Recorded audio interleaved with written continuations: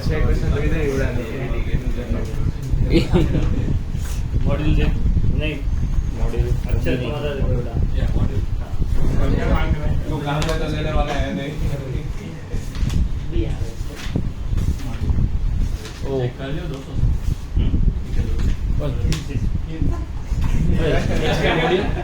वो तो था जीत के बाद ओ भाई जीत अभी प्रिज्म ऐसे नहीं चलेगा भाई। तुम्हारी रील तो तुमने पहले बना दी और प्रशांत की बना ही नहीं बेचारे की। तुम्हारी तुम पहले बना दी। मेरे पास इसका स्टाफ आया है। धीरे धीरे क्या कहेंगे जी? गाना पता है इंडिया राउंड लगाया था गाना। इंडिया राउंड तो गाने का नाम। उसने बोला था बताने को। बैटिंग तो दोनों साइड से हो रही है। अरे ये क्या बोला? बॉलिंग गिरा देखी जा रही है। ये मतलब पूरा से वो मजा चूस लिया यार इसने एक बार में। क्या किया? मजा हर एक चीज वो नहीं आती। ऐसे बेटा पार्शियलिटी कर दी तेने यार। पर सर मेरे पास नहीं तेने पार्शियलिटी कर दी। वो है ही नहीं मेरे पास। ये अनफेयर है, अनफेयर। अरे वो बोलता हूँ प्रशांत ने घर पे जाओ उसे पालेगा बोलना कि चलो अभी खत्म। मॉड्यूल है तेरे पास एक्स्ट्रा तो भेजो आगे। मेरे पास प्रशांत के सर फोटोज आए तो मैं बनाऊँ ना। तो ये नहीं आए होंगे डेढ़ सर वैभवी के लिए घर पे खींच के आता। अरे ये मत बोल आए तो होके डिलीट कर दिए।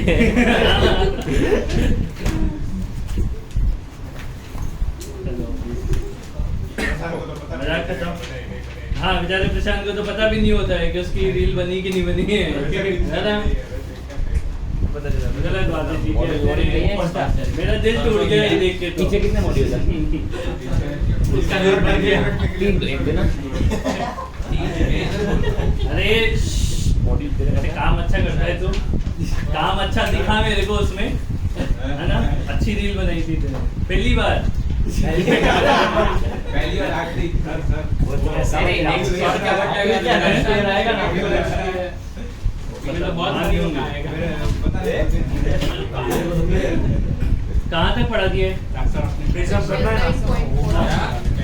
कॉम्बिनेशन हो गया था। कॉम्बिनेशन हो गया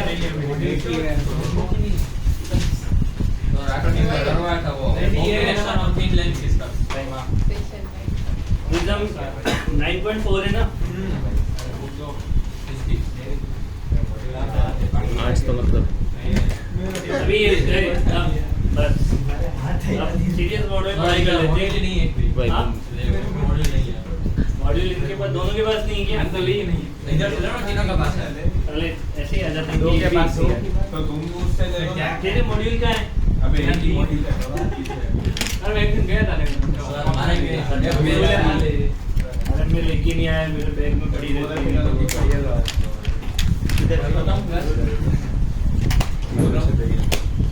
चलो अभी इधर देखो। देखो प्रिज्म क्या होता है। जनरली अपने माइंड में ये डायग्राम होता है प्रिज्म का कि ये प्रिज्म होता है। समझा ये बात है। प्रिज्म का डायग्राम जनरली अपने माइंड में क्या होता है ऐसा। देखो ऐसा कोई जरूरी नहीं कि ये आपका प्रिज्म हो। ये भी आपका प्रिज्म का काम कर सकता है। ऐसे स्लेब हो वो भी आपके प्रिज्म का काम कर सकती है। समझ आई बात है। बेसिकली प्रिज्म का काम तब होता है जब कोई एक रे दो रिफ्लेक्टिंग सरफेस को क्रॉस करके निकल रही हो है ना। जैसे कि यहाँ पे रे ऐसे निकलती है। यहाँ पे अगर मैं रे को ऐसे इंसिडेंट करवाऊँ तो वो ऐसे रिफ्लेक्ट होके निकल सकती है। समझ आई बात है। यहाँ से अगर रे को मैं ऐसे इंसर्ट करवाऊँ तो वो ऐसे करके ऐसे निकल सकती है। मतलब ये सभी ऑब्जेक्ट्स प्रिज्म का काम कर रहे हैं। ठीक है सभी ऑब्जेक्ट किसका काम कर रहे हैं? प्रिज्म का काम कर रहे हैं। बट अगर कोई रे ऐसे जा रही है तो ये रिफ्लेक्शन के बाद ऐसे निकल जाएगी। ये प्रिज्म का काम नहीं हो रहा है। ये प्रिज्म का काम नहीं हो रहा है। समझ आई बात। देखो रे जो जैसे ये जो स्लैब है वो दोनों काम कर सकती है, इसको पैरेलल शिफ्ट भी करवा सकती है और इसके लिए प्रिज्म का काम भी कर सकती है। एक जगह जब हमारी रे ऐसे पास होके निकले, यानी दो कॉन्जुगेट सरफेस को रिफ्लेक्ट होके निकले या उन दोनों को क्रॉस करके निकले, ये दोनों पास वाली सरफेस इनको क्रॉस करके निकल रही है, तो वो प्रिज्म का काम होगा। जब इस तरीके से निकले तो फिर वो किसका काम होगा? स्लैब का काम होगा।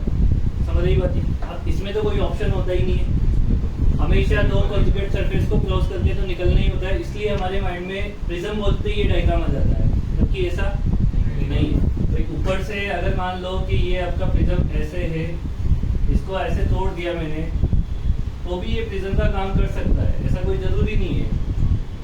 बस कंडीशन फॉलो होनी चाहिए कि दो कॉन्जुगेट साइड को क्रॉस करके निकल की हाँ, तो एडजेसेंट है ना, दो आजू बाजू वाली सरफेस को क्रॉस करके निकलना चाहिए। समझ रही हो? तो ऊपर का तोड़ दिया ना, तो ऊपर तो फ्लैट हो गया। ऊपर फ्लैट हो गया, बट ऊपर जाए नहीं रही ना रे, इन दोनों सरफेस को निकल गई क्रॉस करके। तो समझ आ गई बात?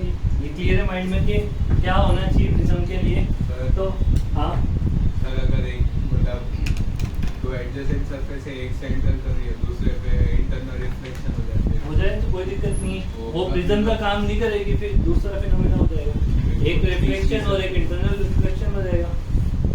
एक रिफ्लेक्शन हो जाएगा, दूसरा क्या हो जाएगा? इंटरनल रिफ्लेक्शन हो जाएगा। इसमें क्या दिक्कत तो है? वो जो हमने वो रखा था ऑब्जेक्ट वैसे सीधा रखा था, जैसे वैसा हो गया था। वो तो अलग चीज थी। अब वो सब डिपेंड करता है कॉन्फ़िगरेशन पे कि आपने कैसा कॉन्फ़िगरेशन यूज किया है। कभी वो रे को उल्टा भी कर सकता है, रिवर्स भी कर सकता है, कभी वो हो सकता है कि वापस सेम मीडियम में ट्रांसफर भी करवा सकता है, कभी हो सकता है वो रिफ्लेक्ट करवा सकता है ना। वो सब बात करता है, डिपेंड करता है कि कॉन्फ़िगरेशन कैसा लिया है और रिफ्रैक्टिव इंडेक्स कैसा यूज किया। समझ आ रही है बात की?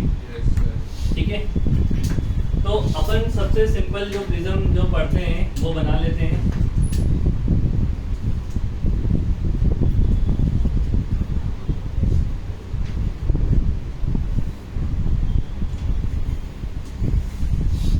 ठीक है, ये इसका बेस हो जाएगा स्मॉल ए बी सी, ये हमारा ट्राइंगल हो जाएगा।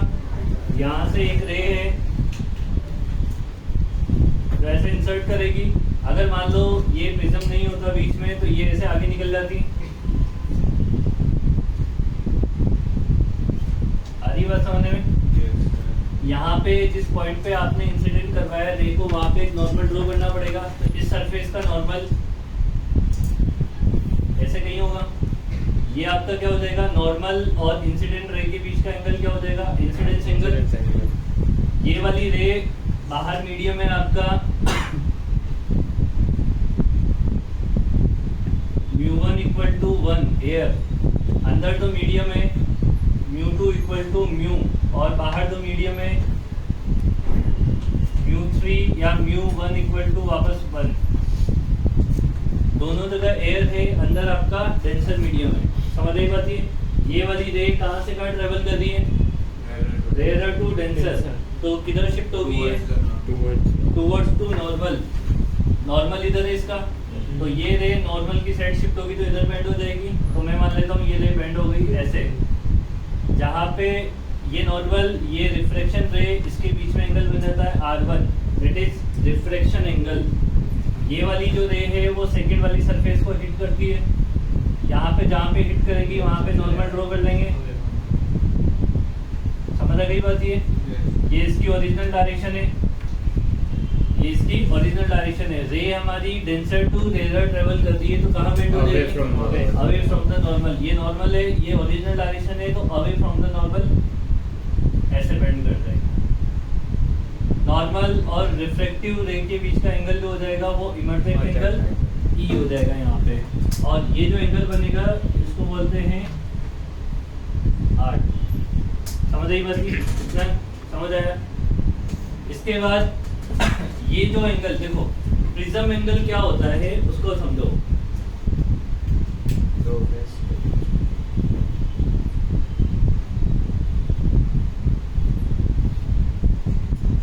दिखने में 90 समझ जाना 90 है ना।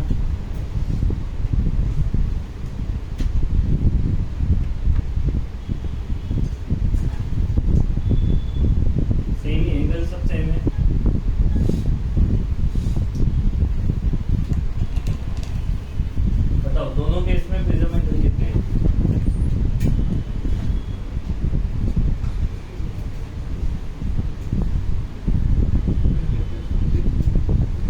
केस में प्रिज्म एंगल कितने? 60 और तो मैं 60 इसमें कितना है 60 और इसमें कितना है? 30 क्यों? वो क्योंकि वहाँ जहाँ से जहाँ से क्रॉस करें। अब देखो कंफ्यूज नहीं होना है कि एक ही प्रिज्म में अलग अलग प्रिज्म एंगल हो सकते हैं। एक ही प्रिज्म के लिए अलग अलग प्रिज्म एंगल हो सकते हैं। प्रिज्म एंगल किन दो सरफेस के बीच का बोला जाता है जिन दो को क्रॉस करके निकलती है। इन दोनों को क्रॉस करके निकल गई तो इन दोनों के बीच का एंगल 60, इन दोनों को क्रॉस करके निकली है तो इन दोनों के बीच का एंगल 30। एक ही प्रिज्म में अलग अलग प्रिज्म एंगल पॉसिबल है। हमारे केस में यहाँ पे कितना हो जाएगा?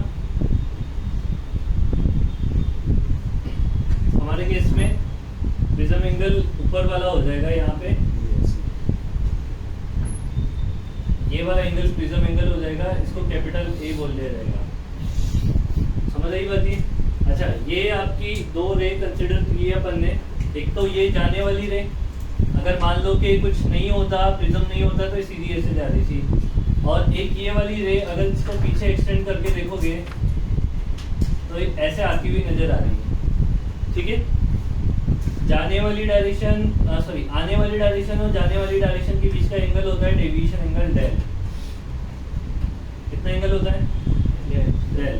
समझ आ गई बात ये? और इसको भी थोड़ा यहाँ पे इंटरसेप्ट करवा लो। अब इनके ना नेमिंग कर देते हैं, इसको बोल देते हैं या डायग्राम के हिसाब से कर देते हैं। ये आपका P है, ये Q बोला है, ये N बोला है, ये R M S और ये ABC बोले। मैंने स्मॉल लिख दिया, उसमें कैपिटल लिख देंगे, वो चल जाएगा। समझ आई बात ये? अब देखो, हाँ क्या बताया था मैं? ये तो बता दिया था ना मैंने। इसके बाद क्या बताना था? क्या बताना? डेल तो हो गया हमारा, जाने वाली रे और आने वाली रे के बीच का एंगल हो जाएगा, है ना? ये इंसिडेंस एंगल हो गया, ये R1 R2 हो गया और ये E हो गया। अपने को यहाँ पे रिलेशन फाइंड आउट करना होता है A और R1 R2 के बीच में, और डेविएशन निकालना होता है। मेन काम ये है हमारा। ठीक है, एक तो A का फॉर्म, A की वैल्यू निकालनी है R1 R2 के टर्म्स में कितना होगा, समझ आई बात ये? और एक रिलेशन निकालना है डेविएशन एंगल का, मतलब डेविएशन कितना हुआ है यहाँ पे। समझ आती बात ये? अब इसमें ना बहुत सारी थ्योरी लिखनी पड़ेगी, जैसे इसमें लिखा हुआ है जैसा इसमें लिखना पड़ेगा तुम्हें। मैं इन शॉर्ट बताता हूँ तुम्हें कहाँ से स्टार्ट करना है। कि पहले R1 R2 और A का रिलेशन फाइंड आउट कर लो। कैसे रिलेशन फाइंड आउट होगा?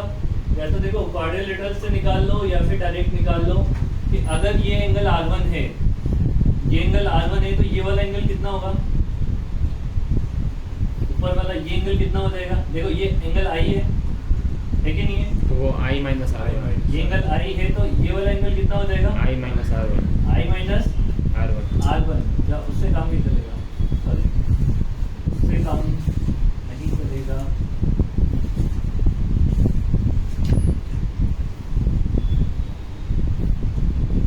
ये पूरा वाला क्वाड्रिलेटरल बनाएंगे ना अपन इसमें। ये टोटल एंगल कितना है? देखो ये एंगल मेरे को मिल जाएगा, ये वाला टोटल एंगल मेरे को मिल जाएगा। समझो बात को, ये वाला एंगल कितना मिलेगा? ये वाला पूरा 90 माइनस R1 मिलेगा, नहीं मिलेगा? क्योंकि ये डॉटेड लाइन और ये वाली जो सरफेस है AB वो परपेंडिकुलर है। उसमें से ये एंगल R1 है तो ऊपर वाला एंगल कितना हो जाएगा? 90 माइनस R1। और ये वाला देखो, या फिर देखो ऐसे समझ लो, इसको भी छोड़ो। क्वाड्रिलेटरल A Q N और R, इसमें ये वाला एंगल और ये पूरा एंगल कितना है? 90 प्लस 90 180 डिग्री। ये वाला टोटल ये एंगल और टोटल ये एंगल कितना है? 180 डिग्री। तो दो एंगल अगर 180 डिग्री हैं तो बाकी दो का सम भी कितना होना चाहिए? 180 होना चाहिए। और टोटल सम कितना हो जाना चाहिए? 360। तो मैं ऐसा बोल सकता हूँ कि एंगल क्या लिखें?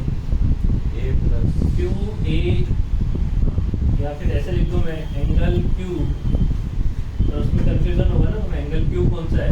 एंगल ए लिख दो ना सर। एंगल ए तो वो ऊपर वाला हो गया, हाँ प्लस एंगल एन नीचे वाला हो गया, हाँ। Plus NQA N Q A हो गया, NR plus plus N R A हो गया। इन तीनों का चारों का सम मिला के कितना होना चाहिए? 360।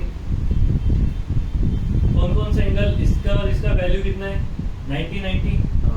तो एंगल ए को कैपिटल ए लिख दूं अभी, एंगल ए को कैपिटल ए लिखते हैं और एंगल एन को कैपिटल एन प्लस 90 प्लस 90 इक्वल टू 360। तो A plus capital N equal to हो जाएगा 180 डिग्री। ये इक्वेशन नंबर 1 हो गई। अच्छा, एंगल एन की वैल्यू तो मैं यहाँ से इस वाले नीचे वाले ट्राइंगल से निकाल सकता हूँ। 180 minus R1 plus R2. Q R N से एंगल एन की वैल्यू हो सकती है 180 degree minus R1 plus R2. इस एंगल एन की वैल्यू यहाँ पे पुट कर दें। R1 plus R2 is equal to angle A plus 180 degree minus R1 plus R2 equal to 180 degree. तो ए की वैल्यू कितनी हो गई? R1 plus R2. ये वाला रिलेशन आपका हमेशा वैलिड है जब प्रिज्म आपका थिन हो या थिक हो।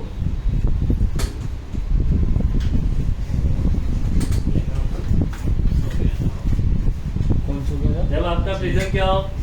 थिक हो या थिन हो। ये बोला सो गया था, तू अपने आप बोल रहा है।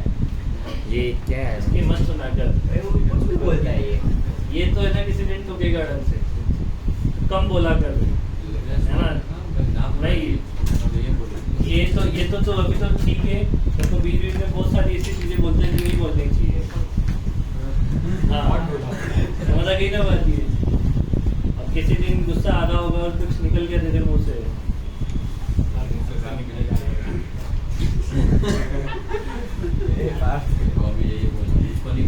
ये तो ऐसे वर्ड बोलते हैं जो नहीं बोलने चाहिए। हाँ क्या? हाँ, तो ऐसी बातें बोल रहे थे कि लड़ाई हो जाएगी किसी के बीच में, इसलिए ऐसी बातें। मजाक अलग चीज होती है और ऐसे वर्ड मत बोला है। मजाक किया अगर कोई दिक्कत नहीं है। क्यों? सॉरी, पार्ट किसी को ध्यान ना पड़े। मेरे बारे में जानो ना क्या दिक्कत है, उसमें क्या दिक्कत है? तो उससे फर्क क्या पड़ जाएगा ये बता। तेरे को फर्क पड़ता है इसलिए हम बोलते हैं, हमेशा नहीं फर्क नहीं पड़ेगा, डिफरेंट आ जाएगा। अब ये देखिए, दुख और सुख यानी गम और खुशी, ये तो जीवन के पार्ट है सबकी। ये तो सबकी लाइफ के पार्ट है, उसमें क्या दिक्कत है? अरे वो नहीं बोलते सबकी खुशी में मेरी खुशी है, ऐसे नहीं बोलते बात। आपने कुछ और क्या बोला?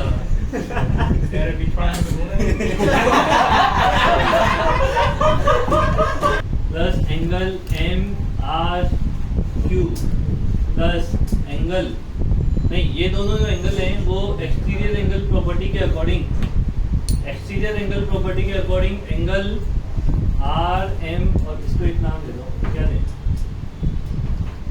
ई दे दे। समझ आ गई बात? ध्यान से देख लो क्या लगाया मैंने, एक्सटीरियर एंगल प्रॉपर्टी लगाई है इस ऊपर वाले ट्राइंगल के लिए। यहाँ पे लिख भी देते हैं, फ्रॉम ट्राइंगल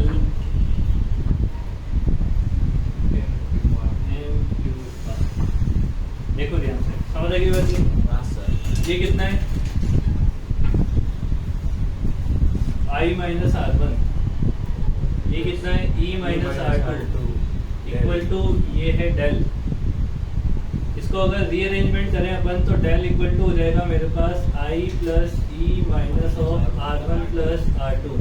R1 R2 को अपन ये लिख सकते हैं, तो डेल का फॉर्मूला हो जाएगा I प्लस ई माइनस ए, ये डेविएशन एंगल का formula.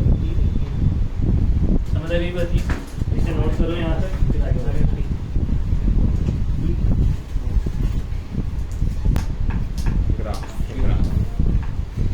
Graph between del and I, incidence angle और डेल के बीच में। देखो होता क्या है कि इंसिडेंस एंगल पे डिपेंड करता है R1। R1 पे डिपेंड करता है R2 और R2 पे डिपेंड करता है E। ये सब एक दूसरे पे डिपेंडेंट है। I की वैल्यू को चेंज करोगे तो R1 R2 चेंज होंगे, E चेंज हो जाएगा। समझ आई बात ये? और I R1 R2 और E पे डिपेंड करता है हमारा डेविएशन एंगल डेल। समझ आई बात ये?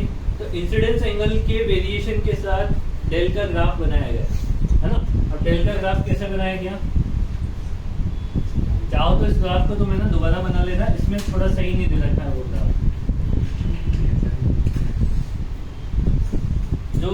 जो ग्राफ होता है ना वो इस तरीके से होता है।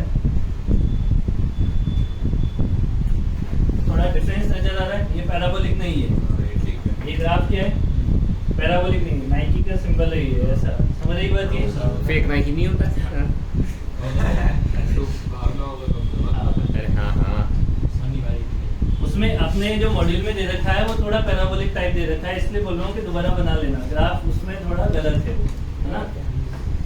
ये जो वैल्यू होती है जिसपे देखो ये डेल वाला एक्सिस है, तो ये जो वैल्यू है वो मिनिमम डेविएशन है। ये कौन सा डेविएशन है? मिनिमम डेविएशन के केस में आई की वैल्यू ई के बराबर होनी चाहिए, तब मिनिमम डेविएशन मिलता है। आई और ई क्या होने चाहिए? बराबर। तब क्या मिलता है? Minimum deviation. और मैक्सिमम डेविएशन देखो या तो यहाँ पर है या फिर यहाँ पर है।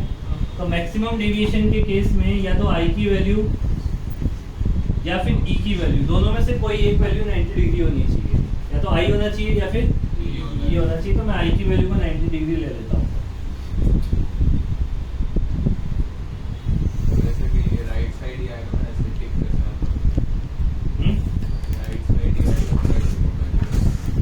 इसका ध्यान रखना भाई, ये राइट साइड से थोड़ा ज्यादा होता है, लेफ्ट साइड से थोड़ा कम होता है।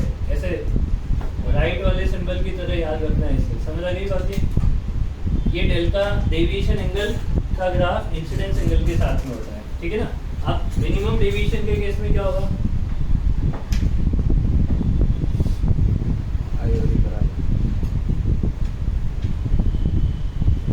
डेल मिनिमम के केस में हम लिख सकते हैं कि आई और ई क्या है? दोनों बराबर है, ठीक है। अब देखो यहाँ पे स्नेल्स लॉ अप्लाई करो इस वाली सरफेस पे। बोलो अक्षर क्या लिखेंगे स्नेल्स लॉ यहाँ पे? अक्षर इस वाली सरफेस पे स्नेल्स लॉ क्या लिखेंगे? स्नेल्स लॉ क्या होता है? Medium into incidence sine of incidence angle equal to medium into sine of reflection angle. Incidence angle कितना है? आई। मीडियम कितना है? 1। इसमें रिफ्लेक्शन एंगल कितना है? रिफ्लेक्शन एंगल कितना है इसमें? अरे ये तो इंसिडेंस हो गया ना। इसमें रिफ्लेक्शन एंगल कितना है इधर? R1। अरे बताया तो था नॉर्मल के साथ।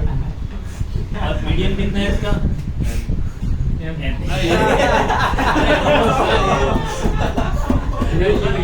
इसका रीजन जैसे म्यू नहीं है, म्यू है। म्यू तो बोला था म्यू। यू अलग से बोलने ज्यादा तो नहीं होगी।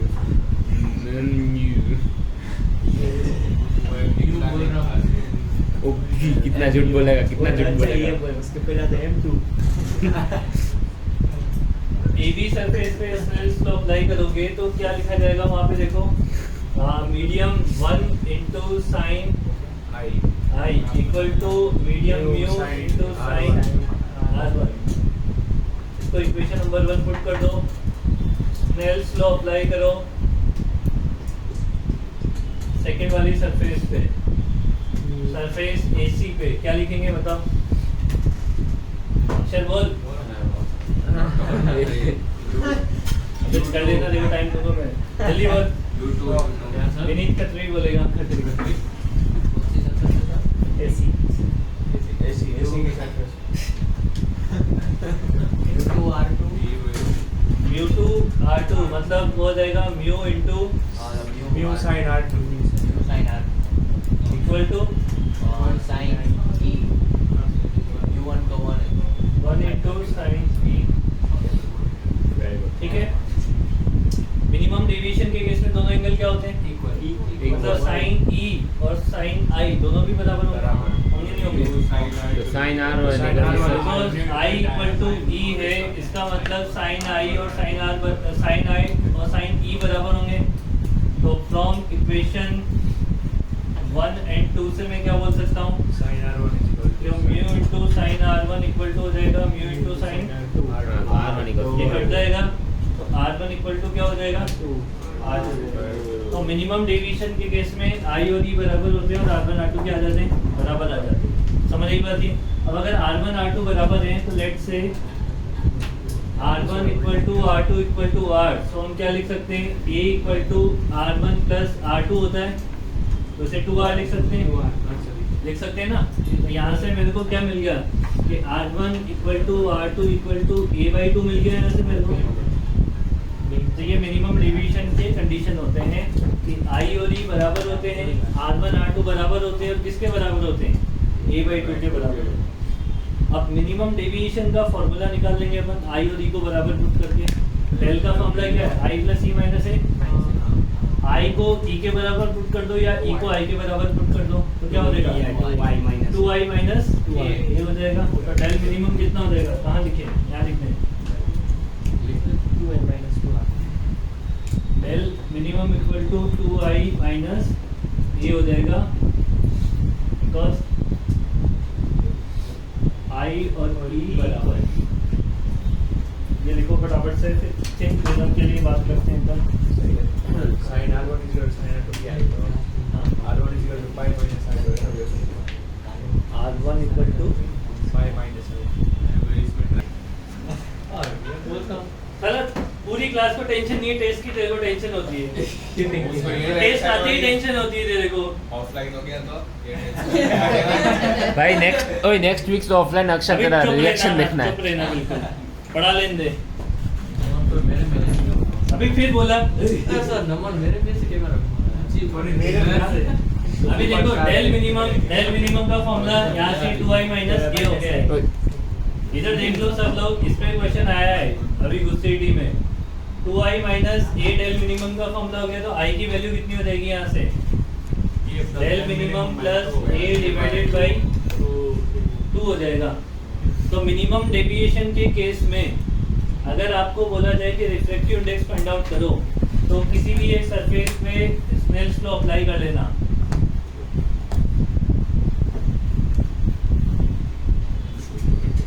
AB सरफेस पे मैं क्या बोल सकता हूँ? AB वाली सरफेस पे स्नेल्स लॉ क्या लगेगा? 1 into sine I equal to mu into sine R1। Minimum deviation के केस में R1 की वैल्यू कितनी है? A/2 बिकॉज I की वैल्यू तो है ये ऊपर वाली del minimum plus capital A/2 and R1 की वैल्यू कितनी है? A/2। तो यहाँ पे वैल्यू सब्स्टिट्यूट कर दो तो mu refractive index of prism equal to क्या हो जाएगा? Sine I divided by sine R। I की वैल्यू कितनी है?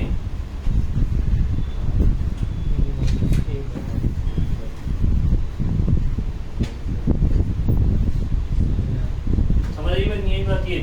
तो म्यू इक्वल टू ये फॉर्मूला बन गया साइन ऑफ, ये साइन है ये डेल मिनिमम है एक ही दिशा। हाँ बिल्कुल। दूसरा वाला ऐसा लग रहा है 5 मिनट लिखा है।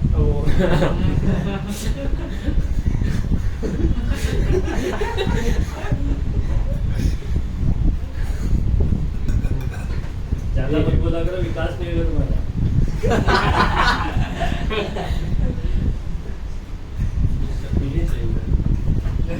ये वाला फॉर्मूला इस वाले फॉर्मूले पे क्वेश्चन आया। उन्होंने बोला था कि डेल मिनिमम और प्रिज्म एंगल क्या है? बराबर है। तो वैल्यू निकालना कितनी आ रही है?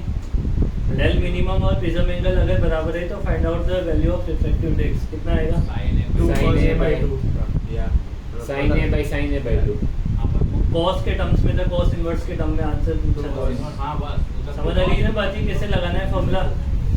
इसमें दोनों को पुट करोगे तो ये कितना हो जाएगा? साइन A और नीचे A/2 ऊपर 2 साइन sin है cos 2 cos A/2 बचेगा ऊपर। हाँ, 2 cos 2 cos A/2 equal to mu by 2 का डिवाइड करोगे तो half mu by cos 2 inverse sin cos तो 2 into cos inverse mu by 2। 2 नहीं। हाँ सही है हाँ। सही है। cos inverse mu by 2 होगा ना 2 cos inverse mu by 2 होगा, के नीचे है ना। तो वो तो मैंने क्या निकाल लिया, ए निकाल लिया है। ए निकालोगे तो ए भी मिल जाएगा और म्यू निकालोगे तो म्यू भी मिल जाएगा। इस पे क्वेश्चन आया है।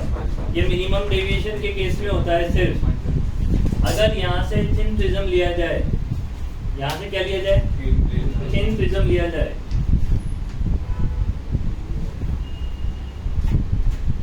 थिन प्रिज्म के केस में क्या होता है कि एंगल जो होते हैं वो स्मॉल हो जाते हैं, है ना। तो ये साइन और साइन हट जाएंगे तो म्यू इक्वल टू क्या बच जाएगा, del minimum plus A divided by 2 divided by A by 2। ये बाई 2 से बाई 2 कैंसिल आउट हो जाएगा। ये कितना हो जाएगा, mu into A equal to del minimum plus A. तो डेल मिनिमम का फॉर्मूला क्या हो जाएगा, म्यू माइनस 1 इंटू ए के बराबर। ठीक है, फॉर्मूले याद रखने पड़ेंगे तब क्वेश्चन होंगे। ये थिन प्रिज्म की कंडीशन है, मिक्स मत कर देना वरना पता करेंगे डेल मिनिमम 2i माइनस ए होता है, फिर ये कैसे आ गया। ये थिन प्रिज्म के लिए होता है। थिन प्रिज्म का मतलब होता है कि प्रिज्म एंगल लगभग 8 से 10 डिग्री होना चाहिए, इससे ज़्यादा नहीं होना चाहिए। सर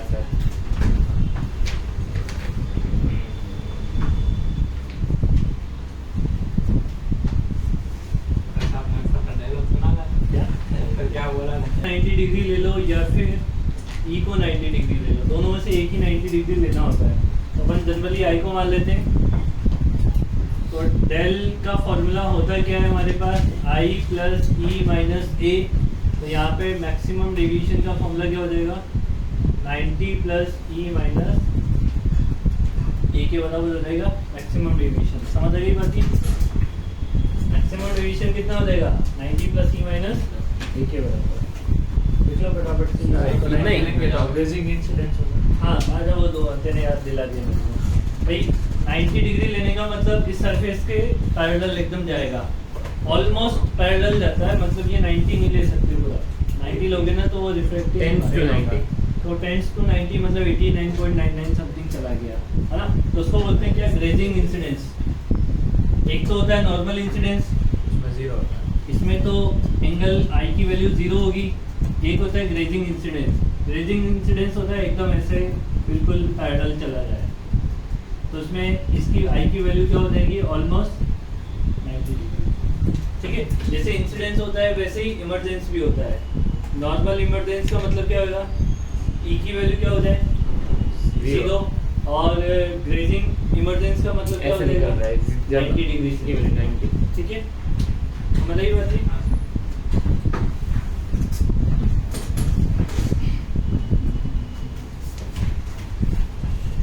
तो सेम के लिए जैसे थोड़ा रिपीट कर सकते हैं। जैसे कि ये प्रिज्म है अपना, इसका रिफ्रैक्टिव इंडेक्स तो फिक्स होगा ना, हाँ। बट इसमें भी क्या होता है कि अलग अलग कलर के लिए इसके रिफ्रैक्टिव इंडेक्स स्लाइटली चेंज होते हैं। स्लाइटली का मतलब ये है कि रिफ्रैक्टिव इंडेक्स जैसे मान लो किसी के लिए 1.1234 है तो दूसरी कलर के लिए 1.233 हो जाएगा, इतना स्लाइटली चेंज होता है। इसलिए कलर अलग अलग दिखता है ना, यानी इसमें रेड के लिए इसका रिफ्रैक्टिव इंडेक्स अलग होगा, वायलेट के लिए रिफ्रैक्टिव इंडेक्स अलग होगा। बट कितना अलग होगा मैंने तुम्हें बता दिया कि कहाँ चेंज आएगा, डेसिमल के 3rd या 4th प्लेस में और चेंज वो होता इसकी है। वजह से ना, वो वेवलेंथ और वो उस फॉर्मूले की वजह से होता है ना। तो कम रिफ्लेक्ट होगा, हाँ, रेड कम होगा। अब देखो उसकी होगा वजह से क्या ज़्यादा होगी। कि किसका वेवलेंथ सबसे ज्यादा होता है, रेड का। का। और रेड और वायलेट में कंपैरिजन कर लेते हैं, तो रिफ्रैक्टिव इंडेक्स किसका ज्यादा होगा, वॉयलेट। अब देखो यहाँ पे समझना बात को कि ये तो हम मोनोक्रोमेटिक लाइट ले रहे हैं। मोनोक्रोमेटिक का मतलब क्या होता है, एक एक ही वेवलेंथ। colour, हाँ, एक अगर मैं व्हाइट लाइट को कंसीडर कर लूँ तो व्हाइट लाइट में तो सारे कलर है, स्पेक्ट्रम है ना। व्हाइट लाइट में तो सारे कलर आएंगे, उसमें से एक लाइट ऐसे, एक लाइट ऐसे, फिर एक ऐसे जाएगी और फिर एक ऐसे जाएगी। अब इसमें से बताओ कि कौन सी वायलेट है और कौन सी रेड है। नीचे वाली वाइट, देखो किसका डेविएशन ज्यादा आया है, नीचे वाली इसका डेविएशन ये मिला और इसका डेविएशन इतना मिला, वो शायद लगभग दिख बराबर जैसा रहा है, बट फिर भी पता लग रहा होगा कि नीचे वाले का क्या है, ज़्यादा है। डेविएशन का फॉर्मूला क्या होता है हमारे पास, deviation equal to thin prism की बात कर रहे हैं, म्यू माइनस 1 इंटू ए, ये तो बराबर है। ये तो बराबर है। जिसका रिफ्रैक्टिव इंडेक्स ज़्यादा होगा उसका डेविएशन एंगल क्या आएगा? ज़्यादा। रिफ्रैक्टिव इंडेक्स किसका ज़्यादा है? वायलेट का डेविएशन एंगल क्या आएगा? ज़्यादा आएगा। मतलब वायलेट अपनी इनिशियल डायरेक्शन से ज़्यादा बेंड होगा तो ये वायलेट हो जाएगा, डेड हो जाएगा। समझ रही बात है? तो नीचे से B I B G Y O R ऐसे पूरा स्पेक्ट्रम मिल जाएगा। अब ये कलर स्कैटर्ड क्यों हो रहे हैं? बिकॉज ऑफ रिफ्रैक्टिव इंडेक्स, क्योंकि सबका रिफ्रैक्टिव सभी के लिए रिफ्रैक्टिव इंडेक्स थोड़ा स्लाइटली चेंज हो जाता है। तो इस वजह से वो सारे कलर क्या हो जाते हैं? अलग अलग जगह पे चले जाते हैं या स्कैटर हो जाते हैं। ठीक है, समझ रही बात है ना? अब मान लो कि मैं इस प्रिज्म के आगे जैसे इसका करेक्शन क्या किया, न्यूटन ने इसको एक्सप्लेन किया और इस तरीके से एक्सप्लेन किया। यहाँ से लाइट आ रही है वो ऐसे कलर्स में डिवाइड हो रही है, हो रही नहीं हो रही है? और एक इसके आगे इसी के जैसा एक उल्टा प्रिज्म कर दो तो जितना ये लाइट को नीचे बेंड कर रहा है उतना उल्टा रखने भी ऊपर बेंड कर देगा। तो वापस इसमें से जब लाइट पास होगी तो वो एक ही कलर में निकल जाएगी। मतलब इधर से वाइट आएगी तो इधर से भी वाइट चली जाएगी, दोनों लाइट पैरेलल जाएगी। बट ये तभी पॉसिबल है जब दोनों के प्रिज्म एंगल क्या हो? सेम हो और रिफ्रैक्टिव इंडेक्स सेम हो, तभी पॉसिबल होगा। समझ रही बात है? इसको बोलते हैं डिस्पर्शन। ये जो कलर में बेंड होना है स्पेक्ट्रम होता है, इसको क्या बोलते हैं? डिस्पर्शन। समझ रही बात है? Dispersion of light. ठीक है, तो ये इस फॉर्मूले इसमें डिस्पर्शन बाय ये प्रिज्म में ऐसा है। ठीक है ना? समझ आया बात ये? अच्छा, ये चीज यहाँ पे मेंशन कर लो, ये नहीं है उसमें, ये वाला मेंशन कर लो उसमें दे रखा है Cause of dispersion। Cause of dispersion में दे रखा है, बिल्कुल दे रखा है। समझ आ गई बात ये?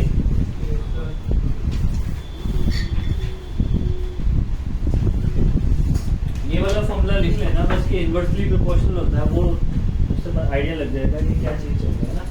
सब लोग लिख लेना भाई, ठीक है सर?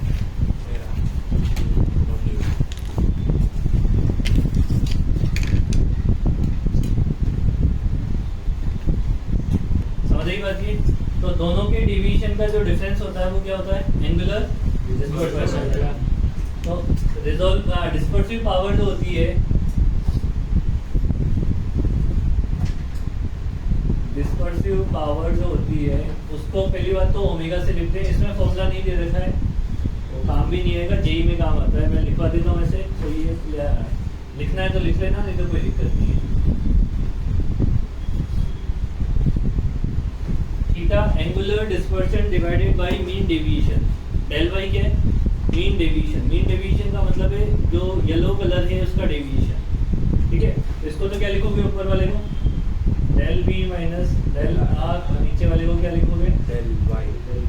अगर बाई चांस तुम्हें रिफ्रैक्टिव इंडेक्स दे रखे हो वायलेट और रेड के, तो refractive index of yellow colour जो मीन कलर होता है ना, अगर ये आपसे कुछ ना बोले, ग्रीन कलर तो ग्रीन नहीं। हाँ वही बता रहा हूँ, अगर आपसे कुछ ना बोले रेड और वायलेट के लिए, तो मीन कलर को येलो माना जाता है। क्यों? ठीक है, तो ये माना जाता है, उसका अपन कुछ नहीं कर सकते ग्रीन ना? हम लोग एक समझ रही बात ये? बट अगर वो आगे से चल के बोल दे कि मीन कलर ग्रीन है तो फिर आप ग्रीन मान लेना। अगर नहीं बोले तो क्या मानना है? किसके केस में? रेड और वायलेट के केस में, क्योंकि फिर अलग अलग कलर का मीन कलर चेंज हो जाता है। ठीक है, समझ आ रही बात? और वो बोल दे कि भाई ग्रीन आपका मीन कलर है, तो ग्रीन मान लेंगे, क्या दिक्कत है? फिर यहाँ से जो refractive index mu B plus mu R करके डिवाइड बाई 2 करके जो निकालोगे, अगर कुछ नहीं बोला तो येलो का मान लेंगे, कुछ बोला है ग्रीन तो ग्रीन का हो जाएगा। थीटा क्या होता है? थीटा होता है angular dispersion.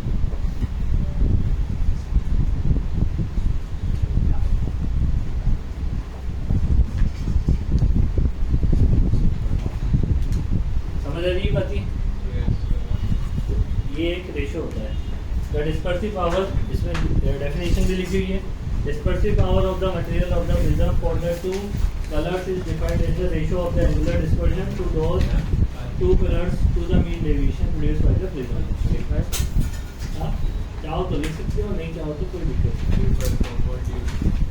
Refer from the module, वो कभी होता नहीं है फिर इसलिए। होता नहीं क्या, वो तो नंबर कटेंगे तब अपने आप रेफर करना सीख जाओगे।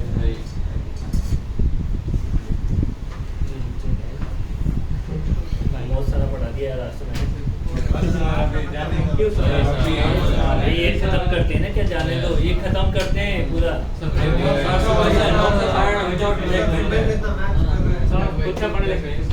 सर बोलेंगे तो मानना हो क्या? सुबह ये लोग रोज 2.5 घंटे मैच करके आएंगे। ब्रेक भी तो दो, ब्रेक ही नहीं मिला डिस्पर्सिव पावर हो गया। 1 मिनट पकड़ो। डिस्पर्सिव पावर को ऐसे ओमेगा से रिप्रेजेंट किया जाता है।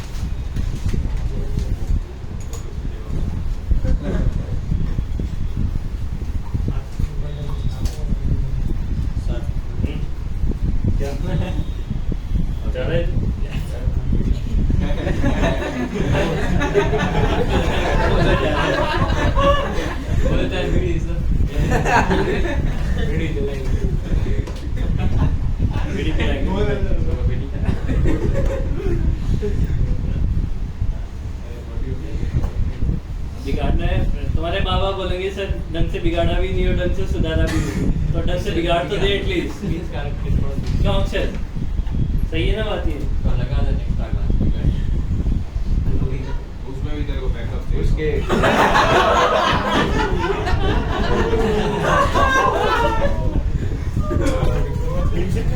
उसकी बैकअप के लिए अक्सर 6 बजे आ जाएगा सुबह। 6 बजे नहीं, वो तो रात को होता है बैकअप। क्या बोल रहा है?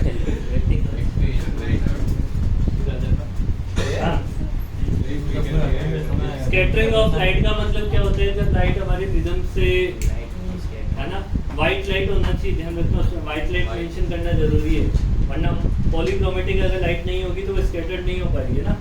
तो पॉलीक्रोमेटिक लाइट होनी चाहिए, प्रिज्म पे इंसिडेंट होगी, अलग अलग रिफ्लेक्टिव रेज की वजह से अलग अलग डेविएशन होगा, उसकी वजह से लाइट क्या है अपने कलर्स में डिवाइड हो जाएगी, है ना। तो उसी को बोलते हैं scattering of light. Railings criteria क्या होता है? इन्होंने बोला था कि जब स्कैटरिंग होगी और मीडियम पार्टिकल की जो वेवलेंथ है, मीडियम पार्टिकल का जो डायमेंशन है वो वेवलेंथ से क्या होना चाहिए? बहुत कम होना चाहिए। जो छोटे छोटे पार्टिकल होते हैं ना, डस्ट पार्टिकल होते हैं, उनसे स्कैटरिंग हो जाती है, पर जो डस्ट पार्टिकल का जो डायमेंशन है वो वेवलेंथ के कंपैरिजन में क्या होता है? बहुत कम होता है। तो इन्होंने बोला कि अगर ऐसा है, ये कंडीशन फुलफिल हो रही है, तो इंटेंसिटी ऑफ लाइट जो होगी वो 1/λ की पावर 4 के प्रोपोर्शनल होगी। किसके? 1/λ की पावर 4 के प्रोपोर्शनल होगी। ये रेलिंग्स क्राइटेरिया था। According to the Rayleigh's law of the scattering, the intensity of the light wavelength lambda present in the scattering of the light is inversely proportional to the 4th power of lambda, provided the size of scattering particles are much smaller than the lambda. Mathematically, I is proportional to 1/λ raised to power 4. ये tenth में भी आता था, ठीक है। और फिर दिन में ब्लू दिखना और रात शाम के टाइम पे ऑरेंज और रेड दिखना, वो फिनोमेना है। एक बार पढ़ लेना, वो भी स्कैटरिंग ही है, वो भी स्कैटरिंग ही है। अभी देखो ये पूछा जाता है, सुनो मेरी बात, एमसीक्यू में पूछ सकता है कि डायमंड का स्पार्क करना और सन का ब्लू और रेडिश दिखना कौन से फिनोमेना पे बेस्ड है? डायमंड में TIR है। स्लैब से रे का शिफ्ट हो जाना या फिर चीजें ऊपर या नीचे दिखाई देना, किसके? रिफ्लेक्शन की वजह से। अब देखो सारे फिनोमेना, जैसे कि वो मिराज कौन से फिनोमेना पे बेस्ड है? वो TIR पे बेस्ड है। स्पार्किंग ऑप्टिकल फाइबर, आपको ये पता होना चाहिए कि कौन सा चीज किस फिनोमेना पे बेस्ड है। समझ आई ना बात? ये वो ऐसे पूछ सकता है तुमसे एमसीक्यू में, ये ध्यान रखना। तो 9.4 का समापन हो चुका है। और माइक्रोस्कोप टेलीस्कोप, अब कल तब से ना सबसे गंदा पार्ट स्टार्ट होएगा। थियरी बोलते हैं कि